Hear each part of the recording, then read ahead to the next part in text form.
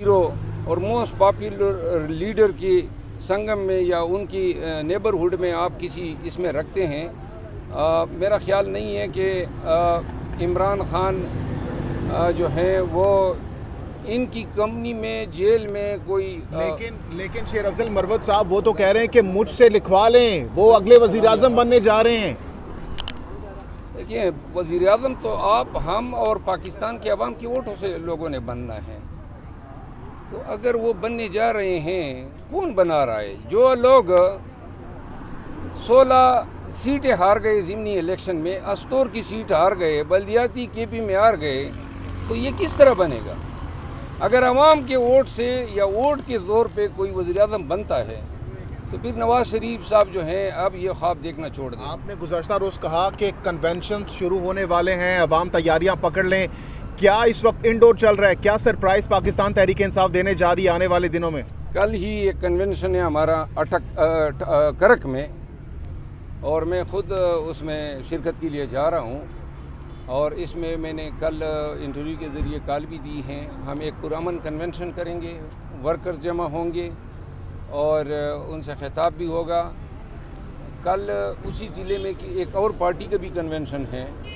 اب ہم دیکھتے ہیں کہ ہمیں کوئی مختلف ٹریٹمنٹ دی جاتی ہے یا ہمیں بھی قانون کے مطابق ٹریٹمنٹ دی جاتی ہے، لیکن ہم ضرور جو ہیں. یہ آپ کروا رہے ہیں؟ آپ اس کو آرگنائز کروا رہے ہیں؟ نہیں، میں آرگنائز نہیں کرا رہا ہوں. پاکستان تحریک انصاف کے ورکر میرے پاس آئے تھے، انہوں نے مجھے دعوت دی ہے، اور یہ مقامی اس قیادت کا اپنا فیصلہ ہے کہ وہ ایک پولیٹیکل ایونٹ کرنا چاہتے ہیں جو ہر پارٹی کا حق ہے. شیر افضل مروت صاحب، آپ تو اپنی طرف سے کوشش کر رہے ہیں، لیکن دیگر جو پی ٹی آئی کی قیادت ہے جو کہ اس وقت انڈر گراؤنڈ ہے، وہ تو کمپین کا سوچ بھی نہیں رہے، وہ بیان تک نہیں جاری کر سکتے اس وقت بھی.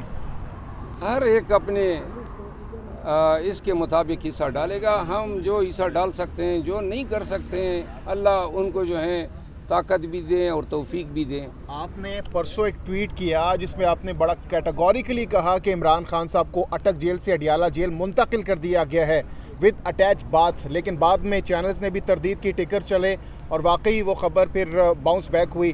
تو کہاں سے یہ انفارمیشن آپ کو دی گئی تھی جو کہ مس انفارمیشن تھی؟ انفارمیشن اٹک سے آئی تھی، اور انہوں نے کہا جی خان صاحب کو لے گئے ہیلی میں. پھر اڈیالہ کے ایک جیل آفیشل سے رابطہ کیا، انہوں نے کہا جی ہم نے وصولی کی تیاریاں کی ہیں. they were all set to shift him the day before yesterday. وہ ہر ان کو کر رہے تھے، لیکن جو بھی وجوہات تھی وہ انہوں نے 11 آور پہ اس پلان کو جو ہے انہوں نے کینسل کیا. Thank you. کیا چشمے ہیں یار! وہ ہم نے ہائی کورٹ کی کانسٹیٹیوشن جورسڈکشن میں چیلنج کی تھی، اور جس پہ ابتدائی جو سماعت ہوئی، آخری سماعت میں ڈپٹی کمشنر اسلام آباد جو ہیں انہوں نے اپنا معافی نامہ جمع کیا. ایس ایس پی اسلام آباد نے بھی کہ جی یہ جو ان لوگوں کے خلاف جو پبلک مینٹیننس آرڈر کے تحت ہم نے گرفتاریاں شاندانہ گلزار اور شہریار افریدی کی ان پہ ہم شرمندہ ہیں اور عدالت سے معافی طلب کی. لیکن آنریبل جسٹس بابر ستار صاحب کی عدالت نے وہ معافی نامے ایکسیپٹ نہیں کیے اور ان کے خلاف جو ہے فرد جرم کی کارروائی کی تبین عدالت کے کیس میں. اب آج وہی مقدمہ جو ہے اس کی سماعت ہوئی. اس مقدمے نے اب نیا ٹرن یہ لے لیا ہے کہ فاضل جج صاحب نے مینٹیننس آف پبلک آرڈر 1965 کے اسلام آباد تک اپلیکیبلٹی کی کانسٹیٹیوشنیلٹی اور لیگلٹی کو جو ہیں ایگزامن کیا ہے. آج امائکس کیوری نے جو معاون عدالت تھے رانا صاحب، انہوں نے اپنے دلائل دیے، اور 2-3 چیزیں جو بادی نظر میں واضح ہیں. ایک یہ ہے کہ صدر نے 1980 میں ایک پریزیڈنشل آرڈر کے ذریعے اسلام آباد کے چیف کمشنر کو جو ہیں صوبائی حکومت کے اختیارات دیے. وہ ایک سٹاپ گیپ ارینجمنٹ تھی اور مارشل لا کا دور تھا، جس کے بعد 18ویں آئینی ترمیم کے آنے کے بعد آئین کا جو نقشہ ہے وہ تبدیل ہو چکا ہے، اور صدر پاکستان کے جو اختیارات آئین کے تحت ہیں، خصوصاً مصطفیٰ امپیکس کے کیس میں جو ججمنٹ آئی سپریم کورٹ آف پاکستان کی، اور آئین جو فراہم کرتا ہے، اس سے واضح ہے کہ اسلام آباد میں جو نظام حکومت ہیں، جس کے تحت chief commissioner, deputy commissioner, CDA اور جو میونسپل اتھارٹیز ہیں، وہ سب خلاف قانون جو ہیں اپنے اختیارات استعمال کر رہے ہیں، جو ٹیکسز اسلام آباد کے عوام پہ لگائے جا رہے ہیں، اور سب سے اہم بات یہ ہے کہ اسلام آباد کے عوام کا اپنے اس گورننس میں کوئی کردار نہیں ہے۔ اسلام آباد پاکستان کا کیپٹل ہے، لیکن بدقسمتی سے یہاں تمام اختیارات چوزن ریپریزنٹیٹیوز کے بجائے انتظامی افسران استعمال کر رہے ہیں۔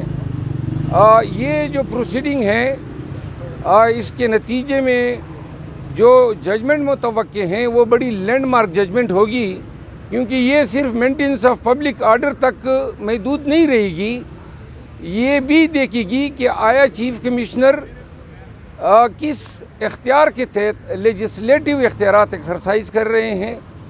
اسی طرح CDA کا جو چیئرمین ہے، اور اسی طرح میونسپل کارپوریشن، اب میونسپل کارپوریشن 2015 میں لوکل باڈیز ایکٹ آیا، لیکن اب اور اچھا بھلا ایکٹ تھا، جس کو انہوں نے اب 2021 میں پھر انہوں نے آرڈیننس جاری کیا۔ ان تمام بحث کا مقصد یہ ہے کہ اسلام آباد کی حد تک جو نظامی انتظام ہے وہ قانون کے مطابق نہیں ہے، اور یہ پروسیڈنگ کلمینیٹ ہوگی کہ شاید اسلام آباد کا جو انتظامی ڈھانچہ ہے اور CDA کا، اس میں میجر لیگل اور حال ہوگا، ایک نیا نقشہ سامنے آئے گا، جس میں سمجھتا ہوں کہ اسلام آباد کے عوام کی حکمرانی کے فعل میں ان کی پارٹیسپیشن کو انشور کیا جائے گا۔ تو آج سماعت کل کے لیے ملتوی ہوئی ہے، جس میں فاضل عدالت نے دوسرے معاون کو مقرر کیا ہے، وہ بھی دلائل دیں گے، جس کے بعد میں دلائل دوں گا، اور پھر جو ہیں اٹارنی جنرل صاحب اور سرکاری وکلاء دلائل دیں گے۔ مزید جو انجنکٹیو آرڈر تھے وہ کنٹینیو ہیں۔ جی، کوئی سوال؟ سر بتائیے گا کہ عمران خان کو اڈیالہ جیل لے جایا گیا ہے، کچھ قیاس رائیاں ہیں کہ ان کو کسی خاص مقصد کے لیے لے جایا گیا؟ آپ جس طرح بتا رہے تھے کہ آپ کی درخواست پہ پھر خان صاحب نے کہا وہ ملک کے لیے ہونا چاہتے ہیں، جو ٹرائل چل رہا ہے سائفر کا، کہا جا رہا ہے اس میں بھی تیزی سے ایک ہی جگہ پہ شاہ محمود صاحب اور عمران خان کا ٹرائل کر کے ان کو سزا ہو سکتی ہے، کچھ اس طرح کی قیاس رائیاں ہیں؟ دیکھیں، فی الوقت تو یہ قیاس آرائی ہیں، پاکستان میں ہر وقت قیاس آرائیاں پاکستانی بیٹے ہی سے لیے ہیں، اور خان صاحب کے کیس میں جلد ٹرائل کرانے والے یہ بھول جائیں کہ توشہ خانہ والی مثال انہوں نے قائم کر دی ہے، دوبارہ یہ اس میں کامیاب نہیں ہوں گے۔ ہم اس دفعہ دیکھیں، ہم نے توشہ خانہ کیس خواجہ عارف صاحب نے فائٹ کیا، اور وہ پروفیشنل انداز سے اس کو فائٹ کر رہے تھے، لیکن جن لوگوں سے واسطہ پڑا ہے یا جو اس کیس میں منصف تھا، وہ نان پروفیشنل انداز میں ٹرائل کر رہے تھے یا ہمیں ٹریٹ کر رہے تھے۔ کل بھی میں نے یہ کہا کہ جس انداز میں یہ احکامات جاری کریں گے یا افعال کا ارتکاب کریں گے، ہم بھی اب انہی کی زبان میں جواب دیں گے، اور انشاءاللہ اس دفعہ جو ہے یہ ممکن نہ بنا سکیں گے کہ خان صاحب کو جو ہے روزمرہ کی بنیادوں پہ ٹرائل کر کے کوئی کسی من پسند جج سے فیصلے دلوا سکے۔